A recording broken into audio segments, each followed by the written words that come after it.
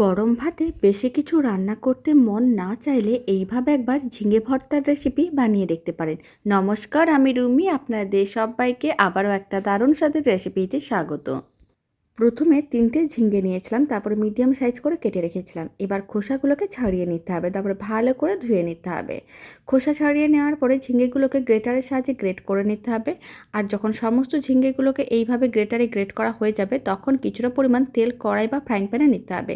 তার মধ্যে আদা বাটা, হলুদ গুঁড়ো, লঙ্কার গুঁড়ো, জিরে গুঁড়ো, ধনে গুঁড়ো আর কিছুটা পরিমাণ জল দিয়ে মশলাটাকে ভালো করে কষিয়ে নিতে হবে, যতক্ষণ না মশলার থেকে তেল আলাদা হচ্ছে। যখন মশলাটা ভালো করে কষানো হয়ে যাবে, গ্রেট করা ঝিঙে মানে ঝিঙে বাটা, স্বাদ অনুযায়ী লবণ, চিনি আর দিয়ে দিলাম গরম মশলার গুঁড়ো। বেশ কিছুটা পরিমাণ নারকেল কোড়া দিয়ে দিতে হবে। এতে ঝিঙে ভর্তা দেখতে যেমন ভালো লাগবে, খেতেও ভালো লাগবে। তারপরে মিডিয়াম টু হাই ফ্লেমে কন্টিনিউ নাড়াচাড়া করে এরকম একটু শুকনো শুকনো করে নিতে হবে। তাহলে ঝিঙে ভর্তাটা খেতে আরও অনেক বেশি ভালো লাগবে।